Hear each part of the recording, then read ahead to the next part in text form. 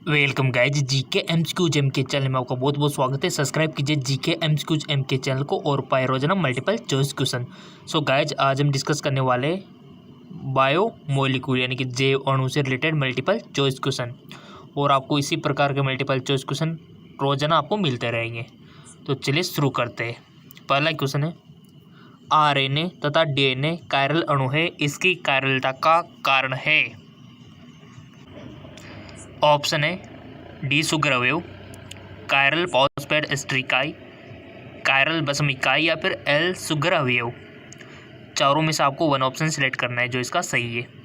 RNA तथा DNA chiral अणु है, इसकी कायरलता का कारण है। आई होप आपने सिलेक्ट कर लिया होगा वन ऑप्शन। सो इसका राइट ऑप्शन हो जाएगा आपका ऑप्शन फर्स्ट यानी कि डी सुगर अवयव, ये इसका कारण है। अगला क्वेश्चन, निम्न में कौन सहायक पीड़ाहारी है? एस्प्रिन, मॉर्फिन, पैरासीटामोल, उपयोग सभी। गाइज आपके एंट्रेंस एग्जाम क्वेश्चन बनेगा इस चैप्टर से। निम्न में से कौन सहायक पीड़ाहारी है? इसका राइट ऑप्शन हो जाएगा आपका ऑप्शन बी यानी कि मॉर्फिन। ठीक है, बेस्ट है मॉर्फिन, और इसको दवा के रूप में यूज़ करना चाहिए, दुरुपयोग इसका नहीं करना चाहिए। वैसे बेसिकली और भी ड्रग्स है जैसे कि हेरोइन आपने सुना होगा, इसके अलावा बहुत सारी चीज़ें आपके लिए अवेलेबल होती है, अफीम हो गया, ठीक है, बट ये मॉर्फिन बेस्ट है पीड़ाहारी के लिए। नेक्स्ट अगला क्वेश्चन है आपका, इनमें से किसकी कमी के कारण रतौंधी होता है? जिन्होंने विटामिन वाला चैप्टर पढ़ लिया होगा हमारा, क्योंकि इसी चैनल पर हमने अपलोड किया था, नहीं देखा तो जाके देख लेना। किसके कारण रतौंधी होता है? विटामिन बी12, vitamin A, vitamin C, vitamin E और विटामिन सी क्वेश्चन बनता है। ठीक है, तो ऐसे में आपका फ़र्ज बनता है कि आपको विटामिन के केमिकल नेम, इनके सोर्स और इनकी कमी से होने वाले रोग, ठीक है, ये थोड़ा सा आपको याद रखना है। वीडियो देख लेना, नहीं देखा तो इसी चैनल पर अवेलेबल है। और जेके लोन जॉब चैनल, इसको फॉलो कर लेना। यहाँ पर भी आपको फिजिक्स, केमिस्ट्री, बायोलॉजी के क्वेश्चन मिलते हैं, इसका लिंक नीचे दिया हुआ डिस्क्रिप्शन में। सो इसका राइट ऑप्शन हो जाएगा आपका ऑप्शन बी यानी कि विटामिन ए। विटामिन ए की कमी से रतौंधी होता है। क्लोरामिन टी है स्टिमुलेंट, एनाल्जेसिक, उपशामक, एंटीसेप्टिक। सो राइट ऑप्शन हो जाएगा आपका एंटी मलेरियल। ठीक है, एंटी मलेरियल यानी कि मलेरिया के अगेंस्ट है।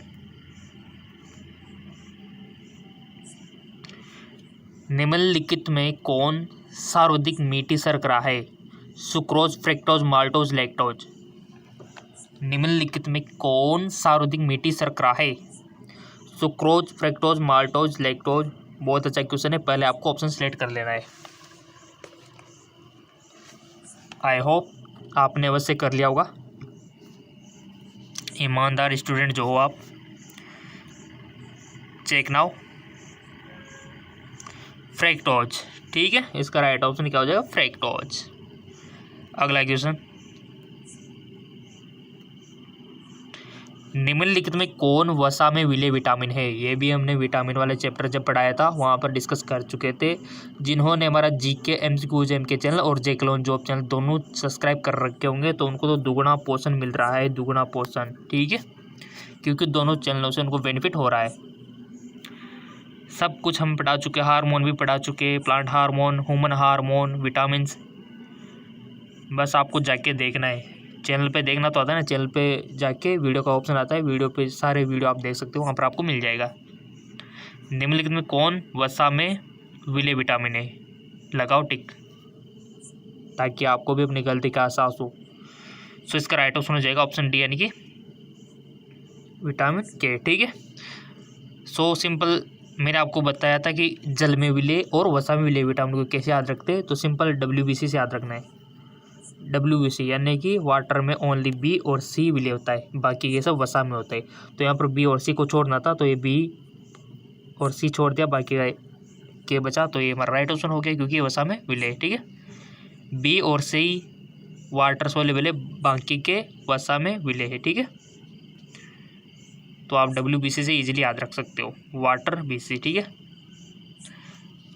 फिनोल निम्न में किसके निर्माण में प्रयुक्त होता है? बेकेलाइट, पॉलीस्टायरिन, नायलॉन या फिर PVC यानी कि पॉलीविनाइल क्लोराइड।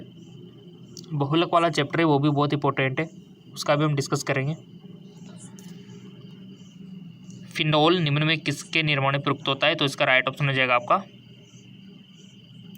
बेकेलाइट, ठीक है, बेकेलाइट के निर्माण में। अगला क्वेश्चन,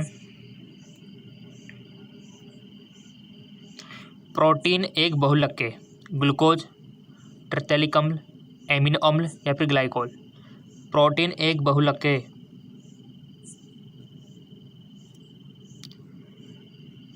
सो सिंपल इसका राइट ऑप्शन हो जाएगा आपका ऑप्शन सी यानी कि एमिनो अम्ल। प्रोटीन एक बहुलक है किनका? एमिनो अम्लों का है गाइज, यानी कि बहुत सारे एमिनो अम्ल कंबाइन होके प्रोटीन का निर्माण करते हैं। क्वेश्चन सारे इंपॉर्टेंट है। आपने फेसबुक, इंस्टाग्राम पे अगर फॉलो कर रखा होगा तो वहाँ पर बहुत सारी PDF लिंक आपको मिल जाएंगे, बहुत सारी इन्फॉर्मेशन वहाँ पर आपको मिल जाएगी। वह विटामिन जो जल में विलय नहीं है, बहुत अच्छा question. Vitamin D, vitamin C, vitamin B या फिर विटामिन B2 जो जल में विलय नहीं है, यानी कि आपको पता होना चाहिए कि जल में विलय कौन है। तो मैंने आपको बताया था WBC का formula, water BC। So simple इसका राइट ऑप्शन क्या हो जाएगा? ऑप्शन फर्स्ट वाला विटामिन D, क्योंकि B और C तो वाटर में सोल्यूबल है, एक ही बचा विटामिन D जो नहीं है, ठीक है। तो ऐसे क्वेश्चन बनते हैं आपके। क्वेश्चन सारे इंपॉर्टेंट है, जिंदगी भर आपके काम में आएंगे ये क्वेश्चन। स्टार्च का जल अपघटन करने पर हम अंत में प्राप्त करते हैं ग्लूकोज, फ्रक्टोज, दोनों या फिर सुक्रोज। स्टार्च का जल अपघटन करने पर हम अंत में प्राप्त करते हैं, क्या प्राप्त करते हैं? सो गाइस इसका राइट ऑप्शन हो जाएगा आपका ग्लूकोज, ठीक है, ऑप्शन फर्स्ट। किसी भी क्वेश्चन में कोई शिकायत हो तो सीधा कमेंट कर देना, ताकि आने वाले वीडियो में हम उसका सॉल्यूशन आपको बता सके।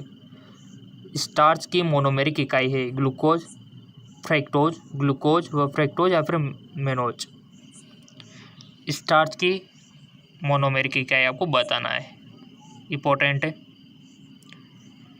सो इसका राइट ऑप्शन हो जाएगा आपका ग्लूकोज, ये है इसकी मोनोमेरिक इकाई। नेक्स्ट, सबसे सामान्य डाइसेग्राइड का अणुसूत्र है। सबसे सामान्य डाइसेग्राइड का अणुसूत्र है, ऑप्शन आपके सामने है, C12H22O11 या फिर C4H11, या इसका राइट ऑप्शन हो जाएगा आपका ऑप्शन फर्स्ट वाला, ठीक है। नेक्स्ट, कौन कार्बोहाइड्रेट वनस्पति कोशिका का आवश्यक घटक है? कौन कार्बोहाइड्रेट वनस्पति कोशिका का आवश्यक घटक है? इसका राइट ऑप्शन हो जाएगा आपका सेलुलोज। किसी भी टॉपिक पर आपको MCQ चाहिए तो बता देना गाइस, आपका अपना चैनल है। रक्त में ग्लूकोज निर्धारित किया जा सकता है, बेनेडिक्ट का विलयन, टोलन अभिकर्मक के साथ, ब्रोमीन जल, सारे आयोडीन विलयन। रक्त में ग्लूकोज निर्धारित किया जा सकता है, पहले आपको चूज करना है, और आप फटाफट से चूज कर लिया करो, ताकि कम टाइम में हम अधिक MCQ कर सके, जितना हो सके निकालते रहे। और नॉलेज तो आपको जितनी मिलती रहे ना उतनी बढ़िया है आपके लिए, क्योंकि आपने सुना होगा कि हम आपको बता दें, जितनी आप में नॉलेज होगी ना उतनी आपकी अर्निंग होगी, ठीक है। यानी कि जितना आप लर्न करोगे, यानी कि जितना आप सीखोगे, उतनी अर्निंग यानी कि कमाई होगी आपकी, ठीक है। तो डिपेंड करता है आपकी सीखने की क्षमता पे। इसका राइट ऑप्शन हो जाएगा फर्स्ट वाला, यानी कि बेनेडिक्ट का विलयन। रक्त में ग्लूकोज निर्धारित किया जा सकता है, बेनेडिक्ट का विलयन।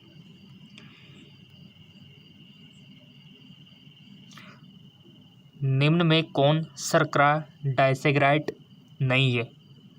Lactose, galactose, sucrose, maltose. निम्न में से कौन शर्करा डाइसेग्राइड नहीं है? Lactose, galactose, sucrose, maltose. So इसका राइट ऑप्शन हो जाएगा आपका ऑप्शन बी, यानी कि ग्लैक्टोज। नेक्स्ट, माल्टोज का ग्लूकोज में परिवर्तन किस एंजाइम द्वारा होता है? माल्टोज का ग्लूकोज में परिवर्तन किस एंजाइम द्वारा होता है? जाइमेज, लैक्टेज, माल्टेज या फिर डायस्टेज?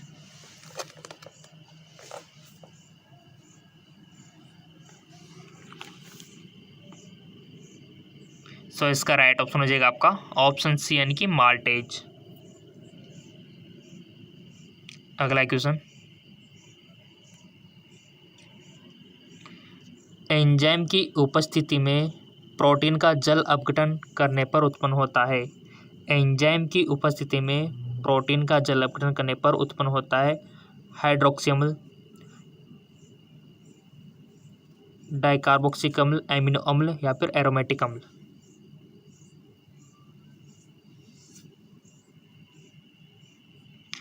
एंजाइम की उपस्थिति में प्रोटीन का जल अपघटन करने पर उत्पन्न होता है, सो इसका राइट ऑप्शन हो जाएगा आपका सी, एमिनो अम्ल।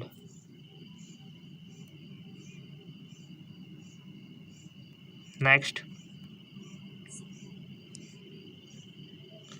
जब मनुष्य के बालों को सोडा लाइम के साथ तेज गर्म करते अमोनिया की गंध मिलती है, इस निरीक्षण से निम्न परिणाम निकाले जा सकते हैं। मनुष्य के बालों में अमोनिया उपस्थित होता है, बालों में अमोनिया लवण उपस्थित है, बाल एमिनो अम्ल से बने होते, उपयोग में से कोई नहीं।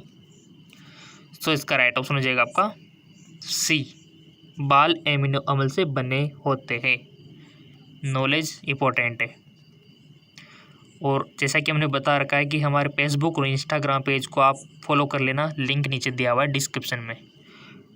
पेप्टाइड जल अपघटन पर देता है एमिनो अम्ल, रेटिनॉल, अमोनिया, एल्कोहल? सो इसका राइट ऑप्शन हो जाएगा आपका पेप्टाइड जल अपघटन पर देता है, क्या देता है?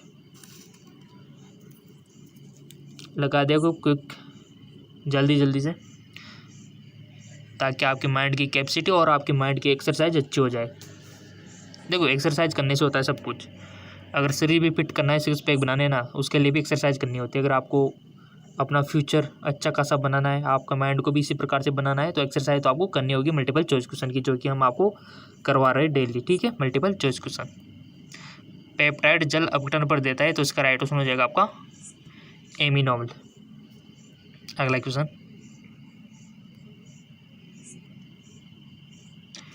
निम्न में से कौन सा डाइसेग्राइड है? Lactose, starch, cellulose, fructose? निम्न में कौन सा डाइसेग्राइड है? बहुत अच्छे क्वेश्चन है, मिलते रहेंगे क्वेश्चन इस प्रकार के आपको। पहले आपको बताना है कि इसका राइट ऑप्शन क्या है। सो गाइज, इसका राइट ऑप्शन हो जाएगा आपका लैक्टोज। ठीक है, ये डाइसेग्राइड है, इसका राइट ऑप्शन हो जाएगा।